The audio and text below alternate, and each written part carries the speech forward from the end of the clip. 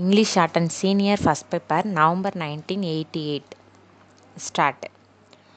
Mr. Chairman, as desired by this House last time, I presented the supplementary demands.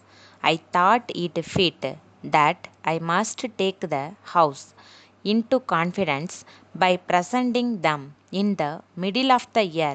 So far as I am aware, this is the first time that a popular ministry has represented these demands in the middle of the year. The previous practice was that this was done at the end of March, but you will remember that this House wanted that the legislature should be taken into confidence on all items of expenditure, and in accordance with it I brought forward at this stage. I am glad to find that the points made about many items justify the expenditure on these items. I have been hearing the speeches now, and on the last occasion, every member wanted me in particular to be watchdog of the finances of the state.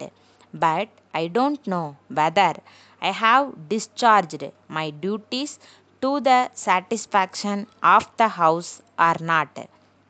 But I can say from the debate today that body has charged either me or the ministry with extravagance. Charges have not been made of appointments being sanctioned which should not have been sanctioned, or of keeping or creating departments which must have been scrapped. It is the greatest consolation to the ministry and to me. So I believe that we have justified the expectations of the House in safeguarding the financial position of the state. But it is not a very pleasant duty for the finance minister to go into detail into every item that is brought forward before the government. Many urgent demands are made by various heads of departments. It is not good to scrutinize them in a very critical manner and finally say no to them. They are dealing with the departments and they know the urgency of the matter. Their subordinates have been pressing for them year after year. The secretary of the department comes up again and says that he wants it immediately. In these circumstances, it is rather difficult for the finance department and for the finance minister to say no. But I may say that we have the standing finance committee presided over by the Honorable Chief Minister himself, and every item, even though it might have been sanctioned by the Finance Department and the Minister, is scrutinized again by the Standing Finance Committee. We are aware of the financial difficulty of the state. We have been pressing on the government of India for finance for various items. We are also aware of their difficulties. While I congratulate myself that we are getting more money from all heads of revenue, the position is that we will be left with a deficit. The demands from the departments are really pressing, but where is the money to come from? We are trying to do our best to get some revenue from sales tax and entertainment tax, which again will go to the local bodies. We want these items of money to finance our schemes. We are aware that if necessary, some retrenchment will be possible. We have taken steps to set up a committee for this purpose. We expect the committee to begin functioning soon, and we are eagerly awaiting the recommendations of that committee. We are all anxious to reduce expenditure.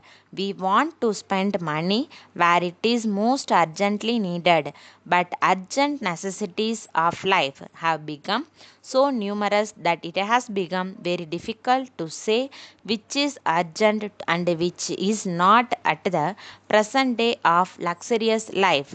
Letter dated 3rd February 1980 from Krishna Book Agency, Gandhi Road, Mumbai to the General Book Publishers, Annasale, Chennai.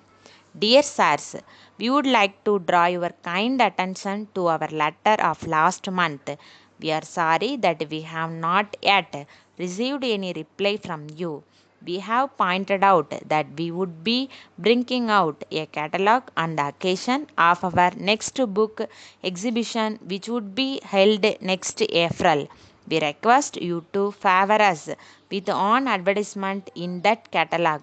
It is proposed to bring out the catalogue in an attractive form so that it may catch the attention of the right people.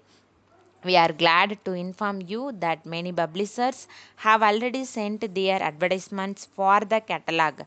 We hope that you will also join them in the advertisement pages of that catalogue so that your publications may be brought to the notice of a large number of people all over India. The catalogue will be supplied to all the visitors to the book exhibitions. In addition, we propose to send copies to important booksellers and libraries in India. We need not point out that this will cover a large number of customers throughout the country. So, we are sure you will realize that on advertisement in our catalog will bring your publications to the kind attention of the people concerned. We look forward to your response very soon. Yours faithfully.